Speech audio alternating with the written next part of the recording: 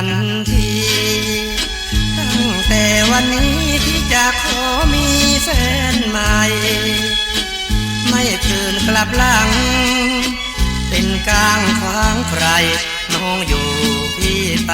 เพราะเจ็บเพราะอายใจเหลือจะทนขอลาน้องไปไปกับหัวใจที่เจ้าทำลายพี่ปนช้ำใจยิ่งนักเสียรักเพราะจนจำไว้หน้ามนที่ต้องเสียทนเพราะใครอยู่เถิดน้องที่ต้องลาจากเศร้านักเพราะเกมรักแทบพ่ายก่อนจะอำลาไม่ขอน้ำตาอะไรไปไหนก็ได้ขอให้ไกลคนชังเลิกกันวันนี้ในเมื่อน้องพี่ไม่เห็นความดีที่สร้างตั้งแต่วันนี้ขอมีแต่ด่างตกลันเลิกร้างรักแค่ครึ่งทางขอลา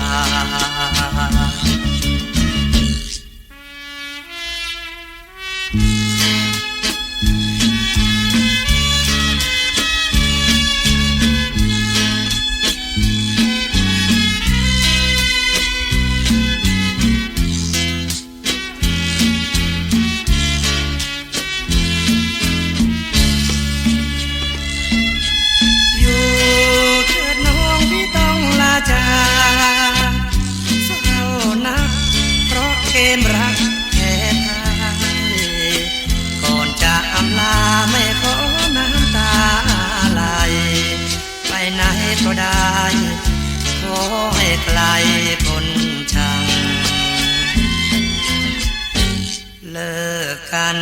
วันนี้ในเมื่อน้องพี่ไม่เห็นความดีที่สร้างตั้งแต่วันนี้มีแสนบางตกลันเลิกร้างรักแค่ครึ่งทางขอลา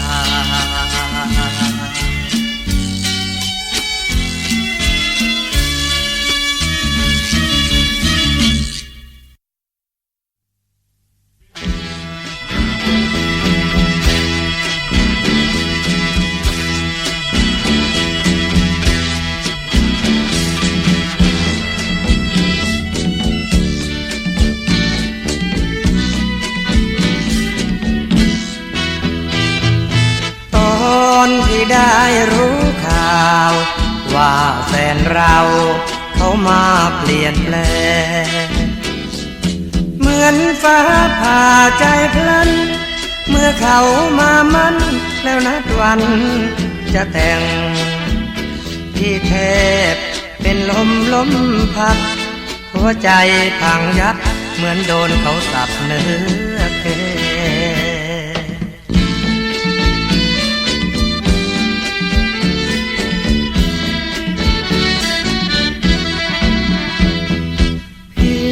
เป็นคนรักก่อนแต่ขาดเงินก่อน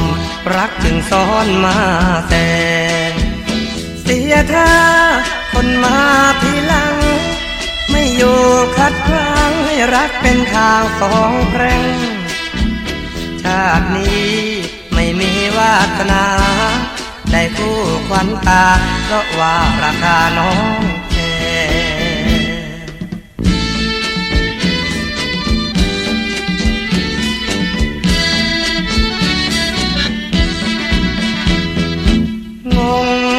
ดังโดนน็อก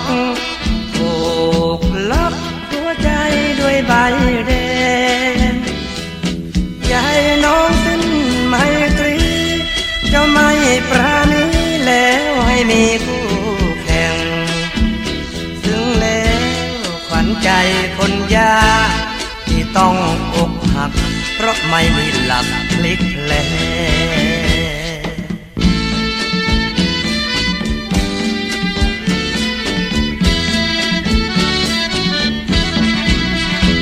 น้ำตา าของพี่มันหมดไม่มีจะหยดให้ขยะขยงไหลรวมลงไปท่วมสวงในเสียรู้เสียไปเพราะว่าไรตำแหน่งช้ำจนทนแทบไม่ไหว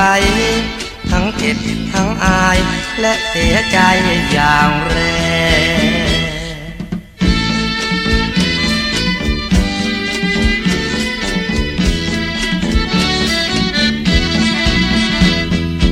งงเหมือนดังโดนนกถูกล็อกหัวใจด้วยใบแดงอย่าให้น้องสิ้นไมตรีเจ้าไม่ปราณีแล้วให้มีคู่แข่งถึงแล้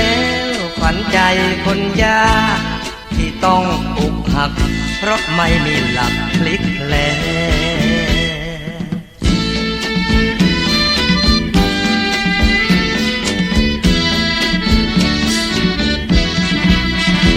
น้ำตา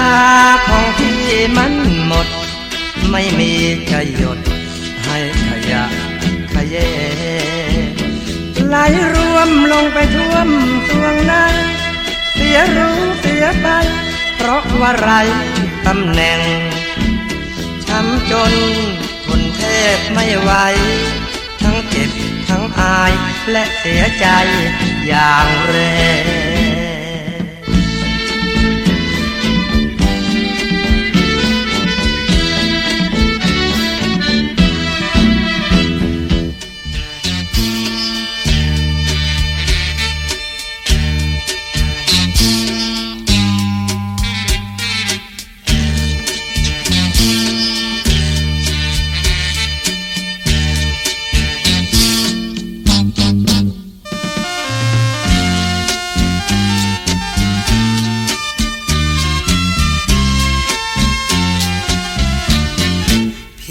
เฝ้าเพียรเขียนจดหมายส่งไปน้องนั้นไม่เคยตอบที่เฝ้างอรอลงน้องคงไม่ชอบน้องจึงไม่ตอบให้รู้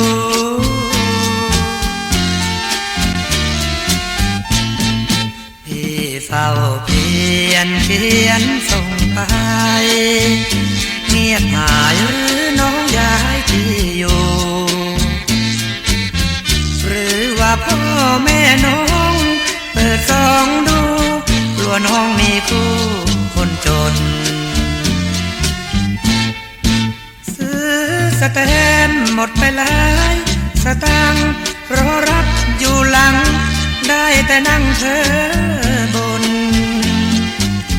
เฝ้านั่งนึกนอนนับใจสับสนถึงหน้ามนใจลอยพี่เฝ้าปองน้องไม่หันหรือแต่งงานแล้วให้พี่รู้หน่อยพี่จะได้ตัดใจไม่ต้องคอยให้มันน้อยใจฟรี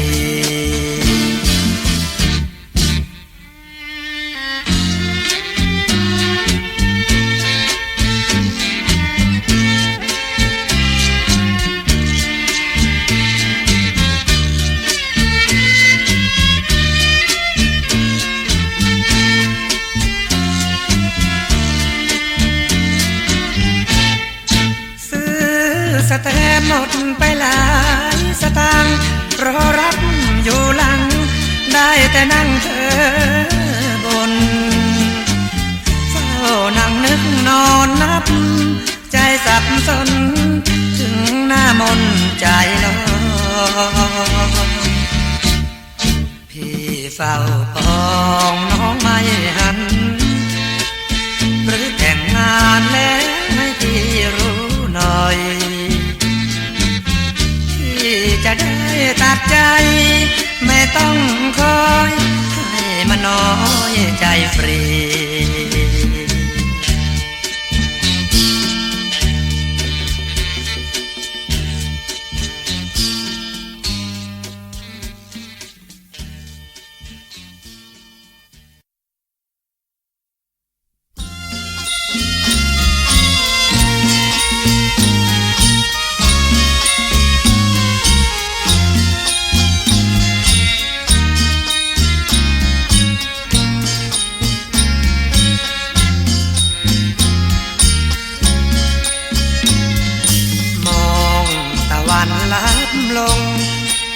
สีแดงคงจะรับคง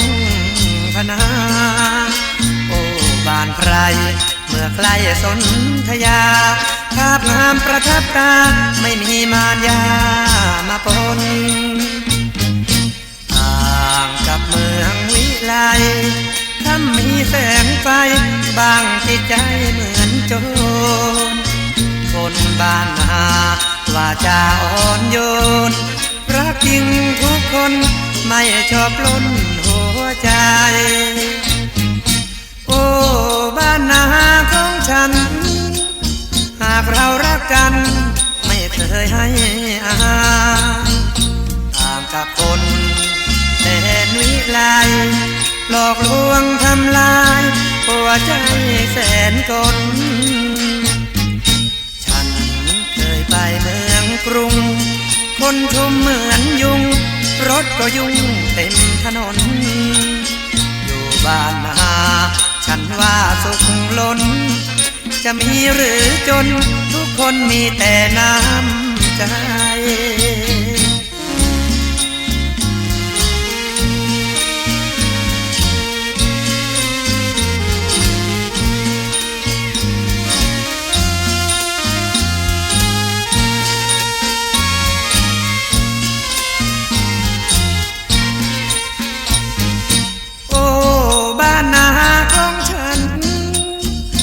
เรารักกันไม่เคยให้อาหารต่างกับคนแดนวิไลหลอกลวงทำลายหัวใจแสนกลฉันเคยไปเมืองกรุงคนชุมเหมือนยุงรถก็ยุ่งเต็มถนนอยู่บ้านนาฉันว่าสุขล้นจะมีหรือจนทุกคนมีแต่น้ำใจ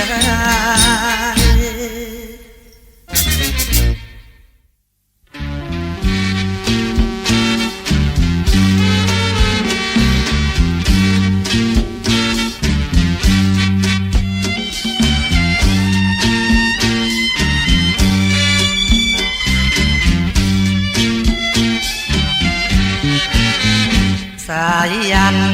ตะวันร้อนนกบินกลับพรนอนกระต่ายกระสับหนุ่มเอ้ยไอ้หนุ่มสุพรรณเมื่อแฟนจากบ้านหายหน้าลาลับก่อนจะไปในวันนั้นน้องบอกจะไปทำงานไม่กี่วันจะกลับ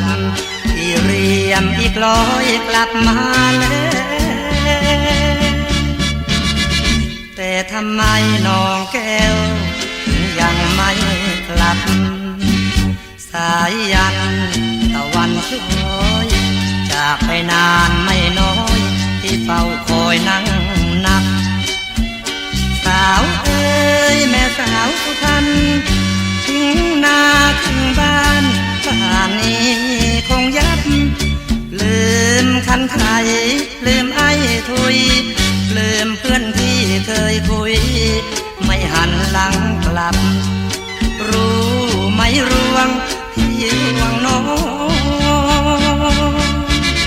จะมีลูกมีท้องก็ขอให้น้องรีบกลับ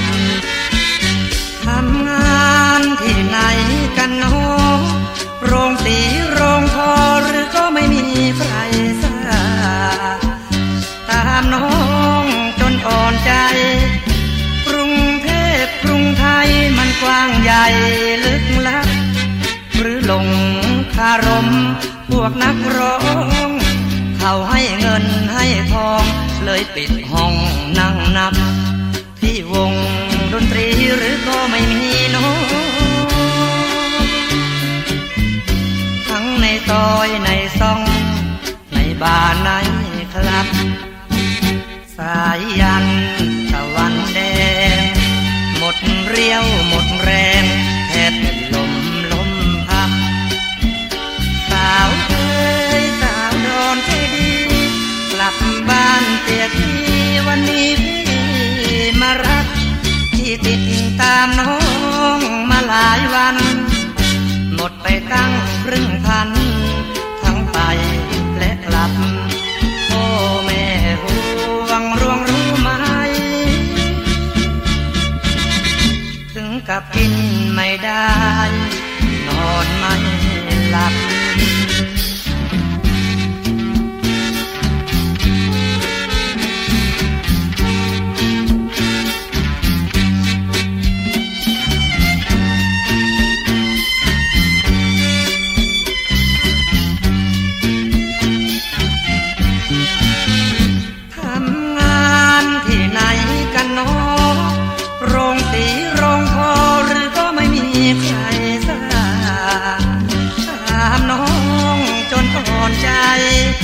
กรุงเทพกรุงไทยมันกว้างใหญ่ลึกลับหรือไปสมัครเป็นนักร้องหรือไปหาอาจารย์กองเลยปิดห้องหายวับที่ไปที่บ้านของอาจารย์กองเขาบอกว่าน้องนั้นเพิ่งจะกลับสายยันตามหาจนหมดแรงเมื่อยล้าแทบเป็นลมพับบอกลาวสาวโดนใจดีให้กลับสุพรรณบุรีวันนี้พี่เต้ามารับกลับเถิดน้องกลับสุพรรณเจ้าอย่ามัวไปฝันให้จอมขวัญรีบกลับที่สุดพวงนักรวงอย่าทรมานพี่เลยให้ตามเฉยรีบกลับ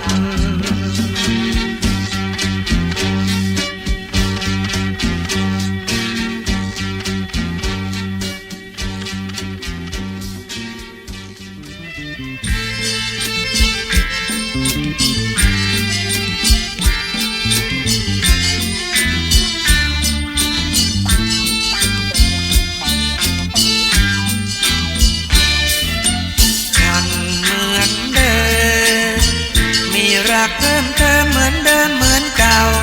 รักของเราไม่มีวันร้างไกลแม้ตัวจะอยู่แห่งใดไกลไกลฉันไม่เคยรักใครรักมีมอบให้เพียงเธอ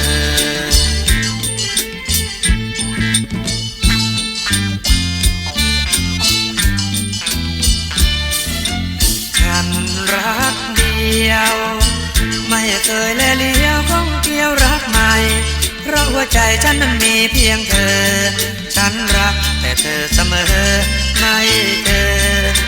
ใจฉันมันละเมอเพราะฉันรักเธอคนเดียว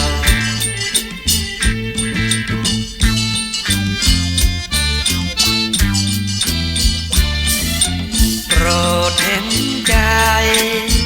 ไม่เคยรักใครหญิงใดไม่เกี่ยวรักคนเดียวรักคนเดียวเหนือใครรักเธอเปรียบดังดวงใจดวงใจฉันรักเธอเหนือใครหัวใจมอบให้เพียงเธอ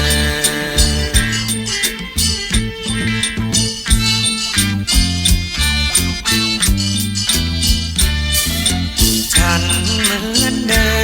มใช่รักวิเริ่มเพิ่มเติมรักใหม่เพราะหัวใจฉันนั้นมีเพียงเธอ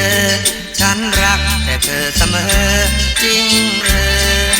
ใจฉันมันละเมอเพราะฉันรักเธอเหมือนเดิม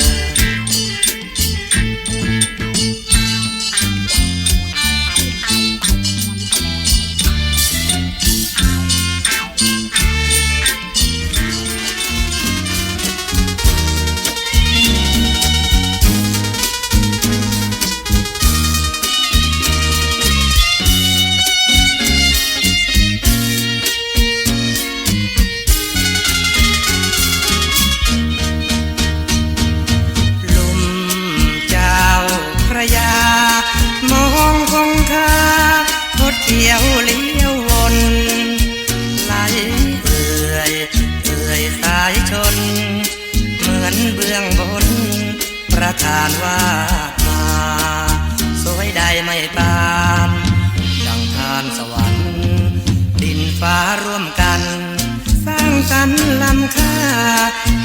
นาเรียงรายอาศัยเจ้าพระยาเหมือนเป็นมารดาทาราให้ข้าดื่มกินลุ่ม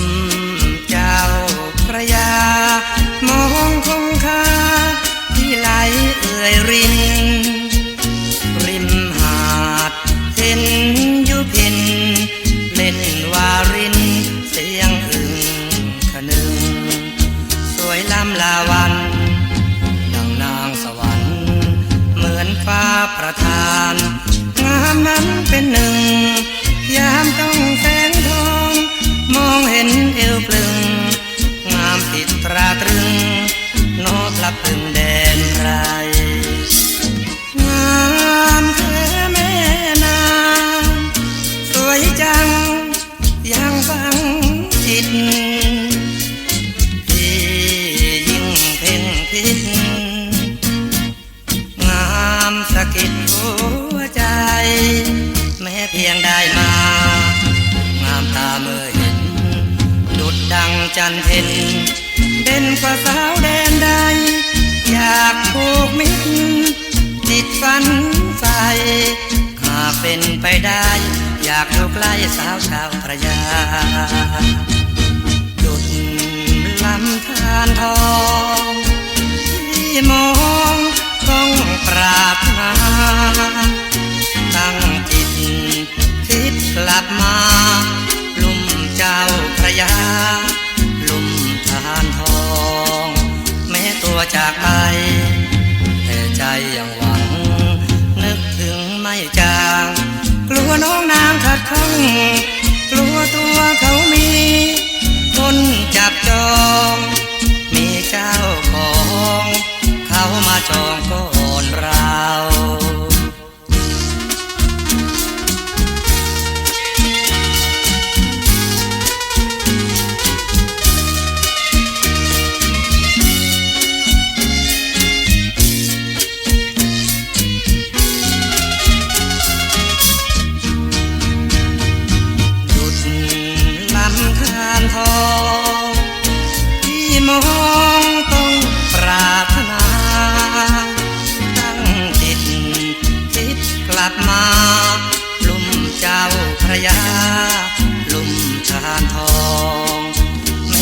จากไปแต่ใจยังหวังนึกถึงไม่จางกลัวน้องนางขัดข้องกลัวตัวเขามีคนจับจองมีเจ้าของเขามาจองก่อนเรา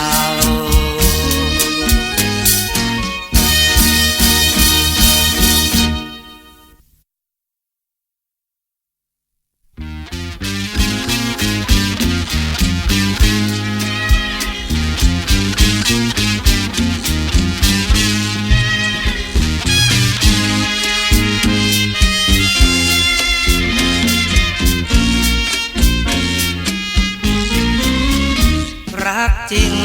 หรือว่าล้อเล่นบางครั้งเห็นเหมือนรักไม่จริงเห็นเธอแช่เชือนไม่ประวิงเห็นมีหลายสิ่งไม่จริงไม่จังดูลวดลายเห็นเธอหลายทางฉันกลุ้มใจจังกลัวรักไม่จริง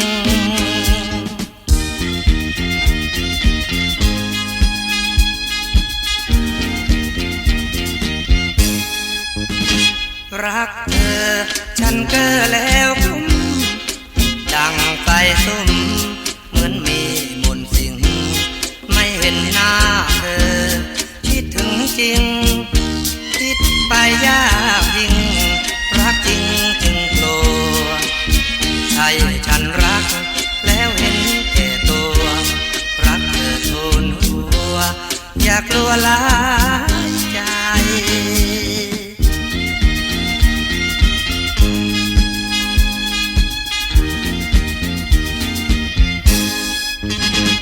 รักแรกฉันเพิ่งริเริ่ม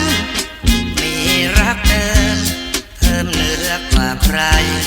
รักเธอรักจริงกว่ายิ่งใดรักมีเท่าไรยก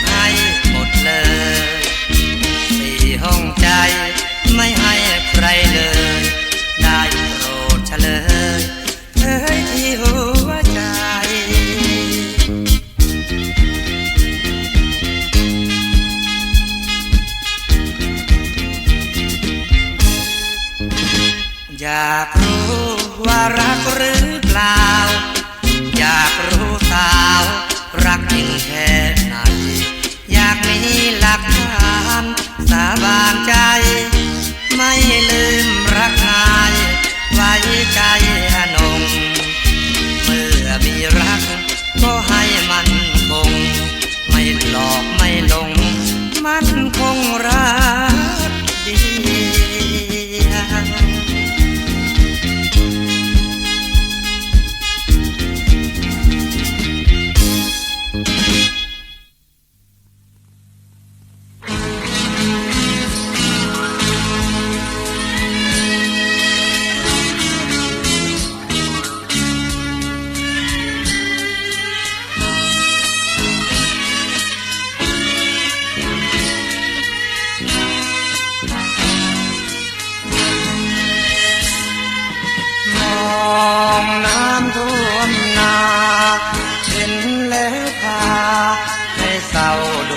ใจความหวังพังทลายเมื่อน้ำกลายท่วมไรท่วมนาสูญสิ้นแรงใจอุตสาหลาไทยลิบดินดำกล้าหวังเก็บเงินแต่งงานฟ้าไม่สงสารท่านไม่เมตตามองแล้วเศร้าใจคุณทำไปก็กู้เขามา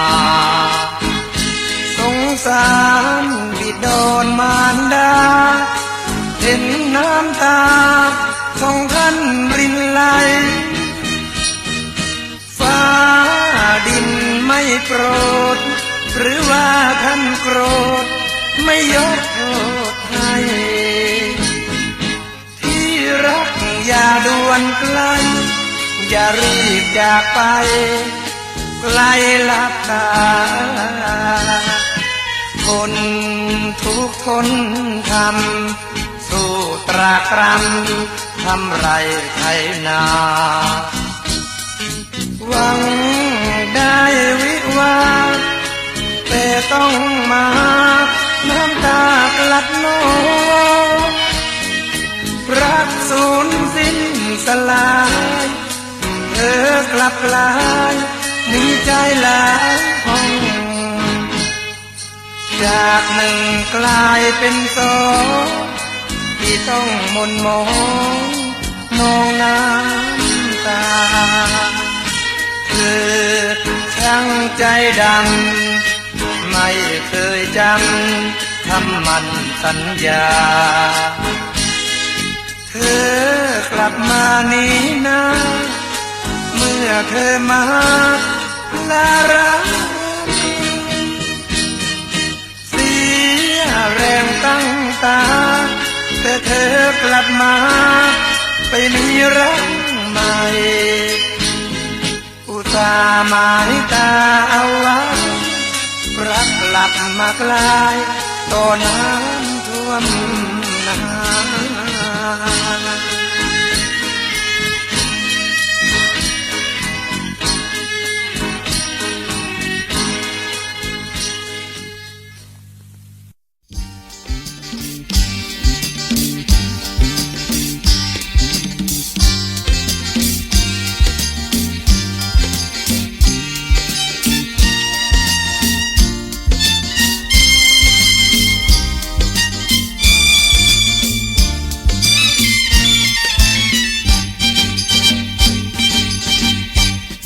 จะมอ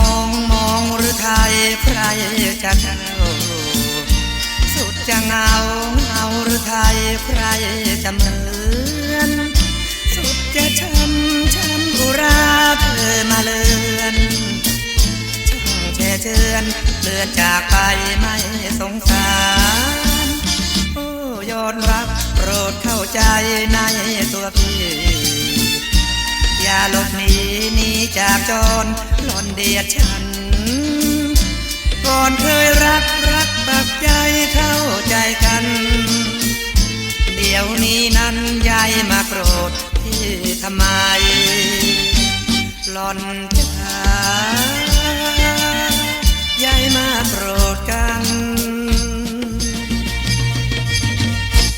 ตัวฉันรักมันเหนือใครแล้วทำไมน้องตัดใจด่วนเลยสุดจะมองน้องขาดใจใยถึงพี่เหตุผลมีคิดหน่อยสิอย่าด่วนลืมแต่แล้วมาเชื่อฟังใครใหญ่มาซึมหรือน้องลืมรักเก่าเราเคยมี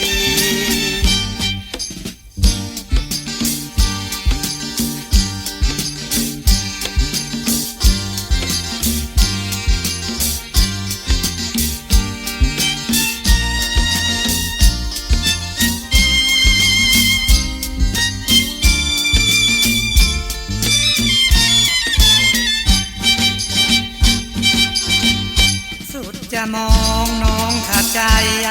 เพียงพี่เหตุผลมีคิดหน่อยสิอย่าด่วนลืมแต่แล้วมาเชื่อฟังใครใหญ่มาซึมหรือน้องลืมรักเก่าเราเคยมี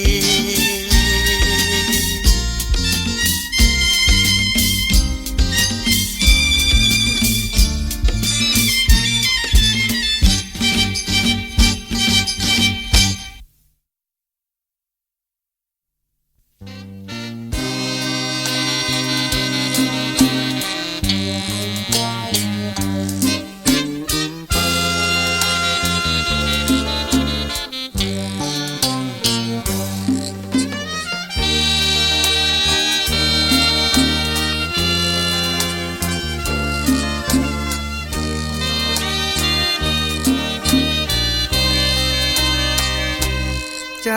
เจ้ากรรมไม่น่าถลำไปรักเขาเลยทั้งที่รู้เขามีผู้เชยอกเอ่ยจะทำฉันใดคิดจะตัดรักก็สุดอะไรรักเขาจนหมดหัวใจหมดหัวใจเสียแล้วใจเจ้ากรรมไม่น่าถลำไปรักไปใครทั้งที่รู้เขามีผู้ใจเหตุใดจึงไม่ร้างเลยตัดใจแล้วโอ้ว่าอกเอ่ยหัวใจจะขาดแล้วเอ่ยจะขาดแล้วเอ่ยรักล้นหรือดีเมื่อรักไม่รู้พอรู้ก็สายจะทำฉันได้โอ้ใครโปรดช่วยฉันทีเขาสุขสมอยู่กับคู่ชีวิตฉันเองต้องพรหมหรือดีเขาเปลี่ยนปรีฉันร้องไห้ใจเจ้ากรรมไม่น่าถลำไปรักคนผิดทั้งที่รู้ฉันไม่มีสิทธิ์ใส่คิดรักเขาทำไม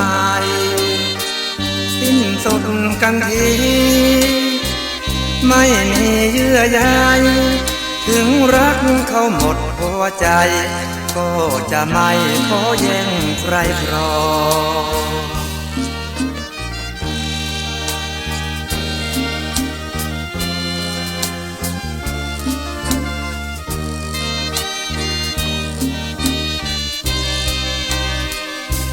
ใจ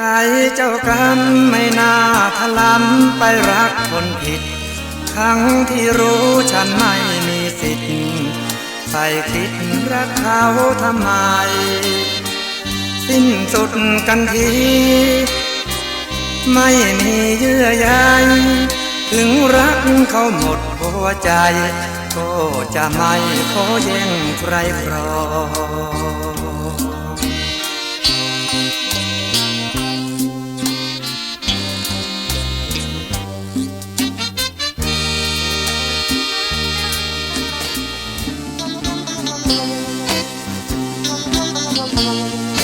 จ หั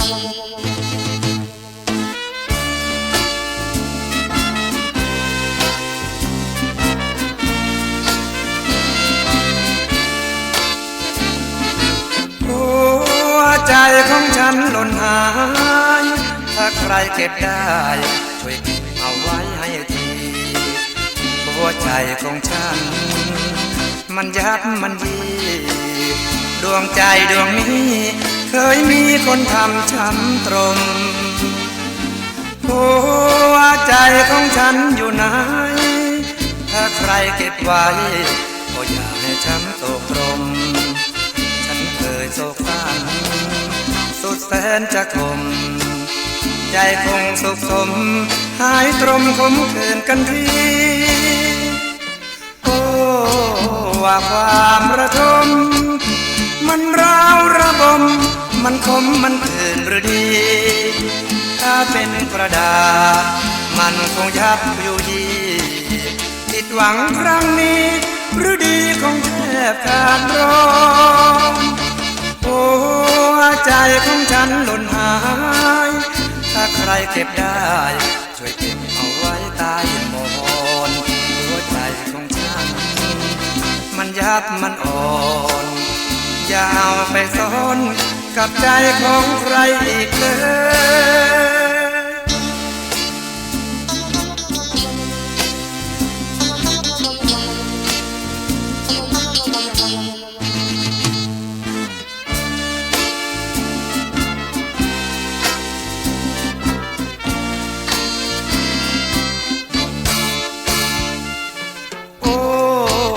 ความระทม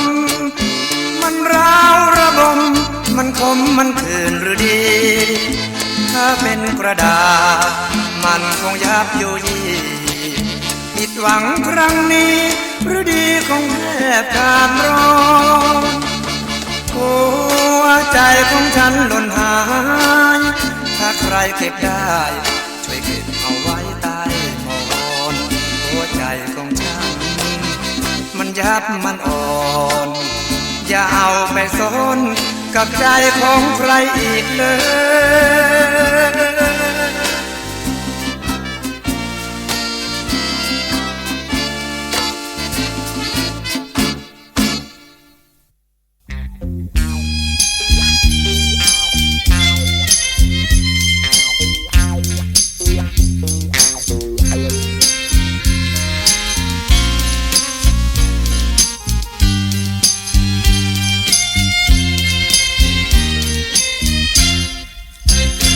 จากกัน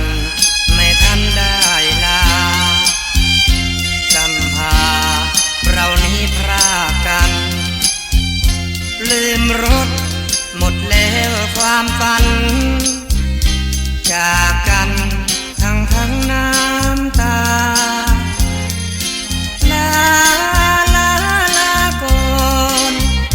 ไม่ย้อนกลับคอนมาหากรรมเก่าของเราสร้างมาขอลาแล้วลาทีพรุ่งนี้เธอนี้วิวาเธอจะเกษมเปรมปรีทูลหัวส่วนตัวของพี่น้องพี่จงลืมลาก่อนอวยพรให้เธอสุดลืมรักเราถูกเขาขอยืมจำลืมรักเราเขาจองชาติหน้าถ้ามีรักจริงทุกสิ่งอย่าได้ขัดข้องรักเราขอให้สมปองอย่ามองเหมือนชาตินี้เลยขาดกันตัวฉันและเธออย่าเจอกันเลยเจ็บช้ำเขาทำเยอะเย้ยรักเธอขอพอกันที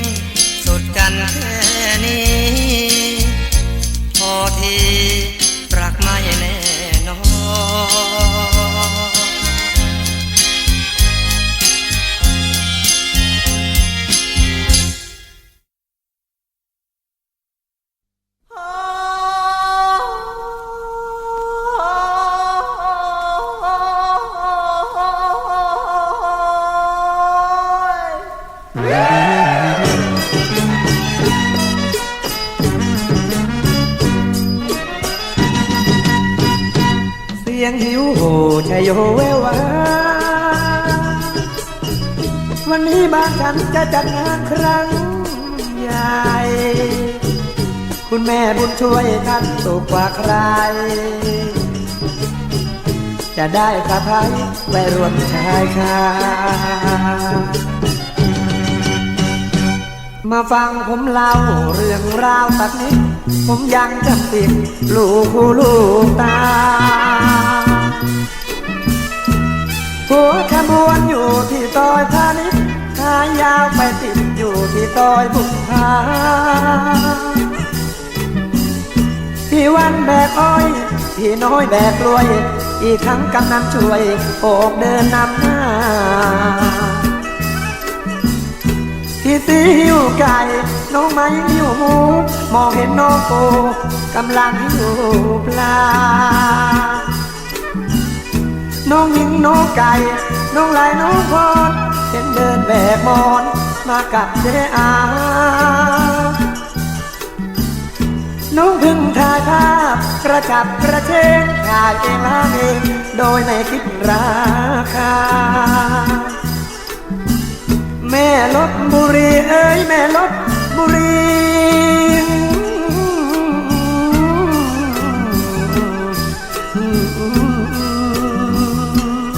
คุณแม่ลบบุรีครับ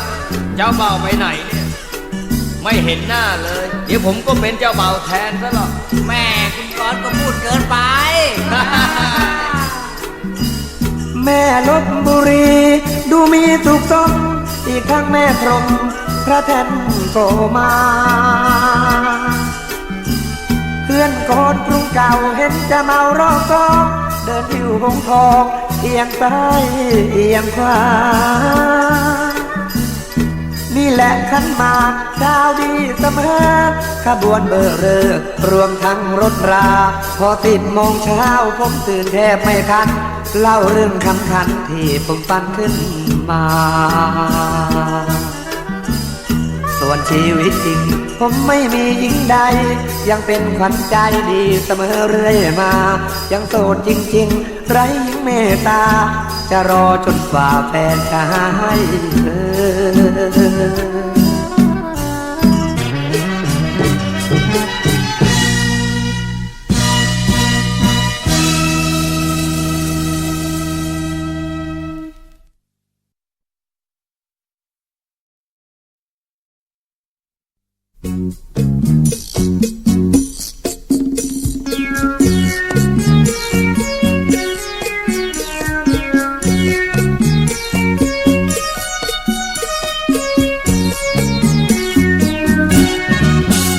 ดวงใจของใครหรือนี่โอ้ไม่ยอดยายีช่างงามสดใสผิวพรรณผ่องสวยเป็นนวลใหญ่หลงรักเจ้าแล้วแม่ตามวัยเห็นเธอครั้งใดหัวใจรักรัวอยากจะทักไม่กล้านึกกลัวโอ้แม่ทูลหัวรู้ตัวหรือเปล่ารักพี่ยิ่งรักจริงใจมันรักพี่นั้นไม่มีวันเสื่อมคลาย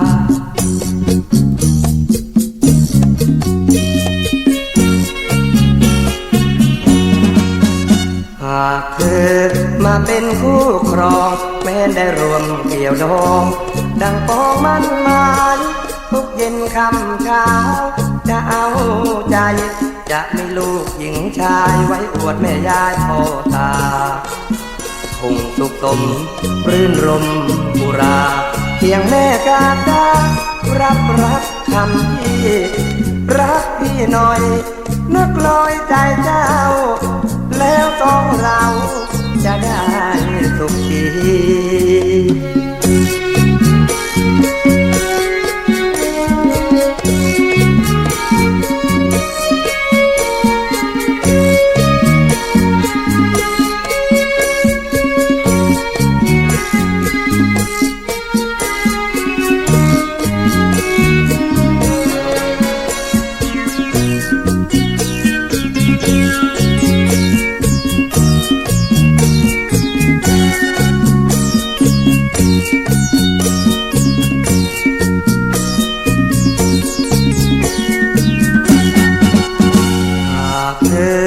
มาเป็นคู่ครองแม้ได้รวมเกี่ยวดองดังฟ้องมั่นหมายทุกเย็นค่ำเช้าจะเอาใจจะมีลูกหญิงชายไว้อวดแม่ยายพ่อตาคงสุขสมรื่นรมบุราเพียงแม่การดารับรักคำที่รักพี่หน่อยนึกลอยใจเจ้าแล้วต้องเราจะได้สุขที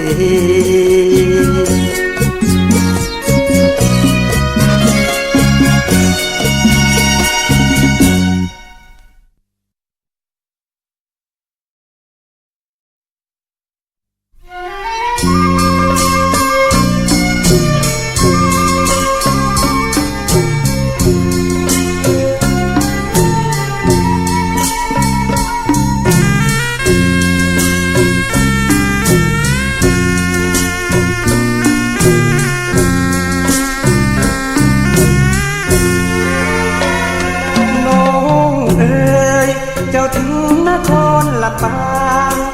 โอ้อีน้องอีนางหลบหน้าไปไหนสอบถามว่าเจ้าไปอยู่เชียงใหม่บ้างว่าอยู่เชียงหายข่าวได้สับสนอ้ายตามเจ้านั้นถึงเมืองลำพูนถามเด็กวัยรุ่นบอกอยู่อุบลบุกอีสานอุดรโคนแก่นสกลติดตามหาเสียจนอ่อนอกอ่อนใจข่าวนางแม่สางลำปางเรื่องทำให้หนุ่มทางเมืองมุ่งมามันมา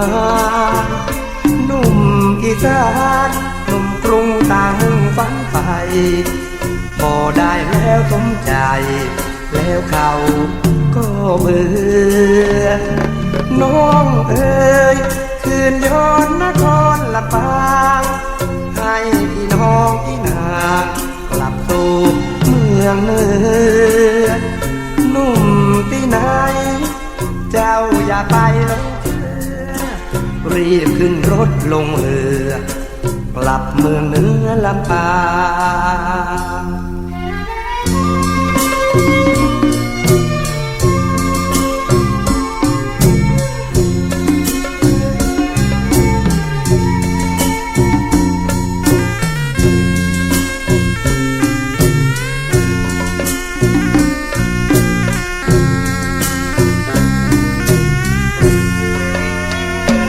น้องเอ๋ยคืนย้อนนครลำปางให้พี่น้องพี่นางกลับสู่เมืองหนุ่มที่ไหนเจ้าอย่าไปลงเรือรีบขึ้นรถลงเรือกลับเมืองเหนือลำปาง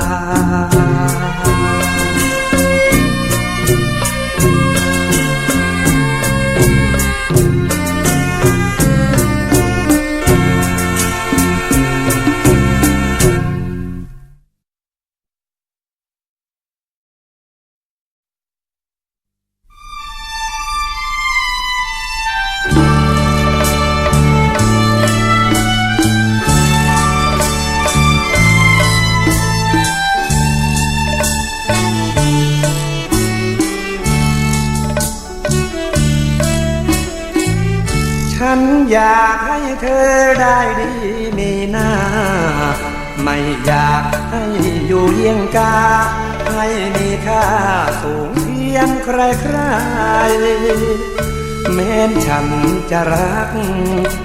จะห่วงพุ่มพวงเพียงใดฉันก็ยอมตัดใจหลีกไปให้ไกลแก้วตา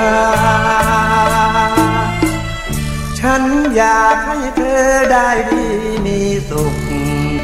ไม่อยากให้เธอมีทุกข์ให้มีสุขสมใน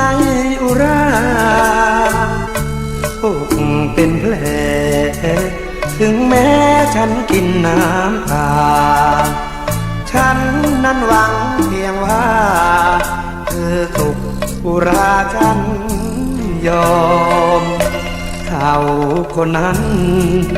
ต่างกันกับฉันคนนี้เขาเป็นเศรษฐีเขามีบ้านวังพยอมส่วนตัวฉันนั้นมีแค่เพียงกระท่อมฐานะฉันคงไม่พร้อม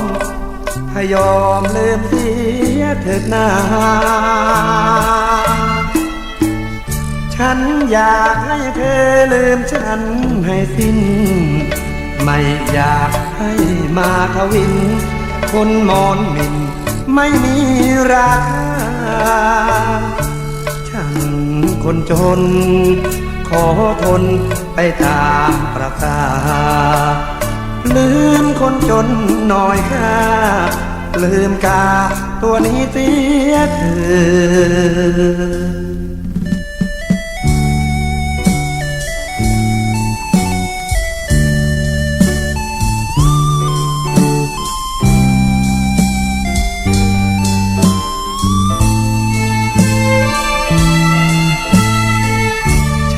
อยากให้เธอลืมฉันให้สิ้นไม่อยากให้มาทวินคนมอนหมิ่นไม่มีราคาฉันคนจนขอทนไปตามประสาลืมคนจนหน่อยค่ะลืมกาตัวนี้เสียเธ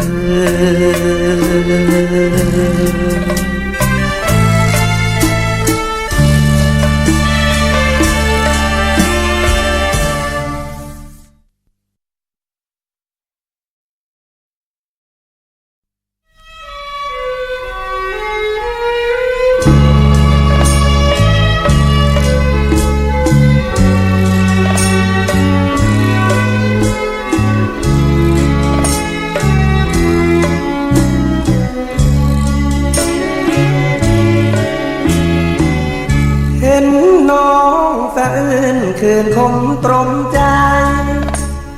สงสารน้องร้องไห้เสียใจเพราะใครหรือหนากลับจากเมืองกรุงป้าลุงก็ชื่นใจจังเหตุไฉนน้องนางครวญครางสะอื้นซบเศร้าหรือโดนใครหลอกชอบช้ำสวงในเขาทำน้องร้องไห้หลับใส่น้องนางน้องยาวไอ้ทุยคนนี้ยินดีรักเด่นให้สาโปรดจงลืมเรื่องราวแล้วเรามายิ้มให้กันพี่นี้จะขอเป็นเพื่อนปลอบใจหยุดเถิดน้องอย่าร้องไห้หัวใจไอ้ทุยเตียวสั่นหยุดความเศร้าใจเสียใจเอาไว้แค่นั้นอย่ามัวเศร้าโศกสันให้ทานเสียที่ผ่านมาน้องเอ๋ยอย่าเศร้าอยู่เลยคนดีหันมามองคนที่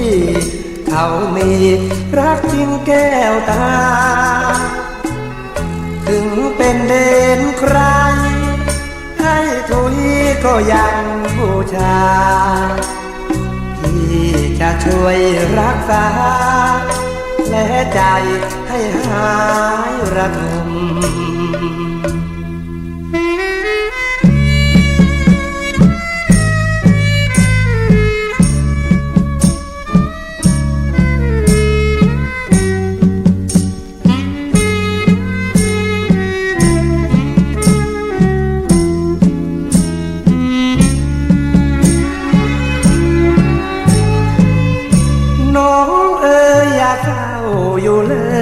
คนดี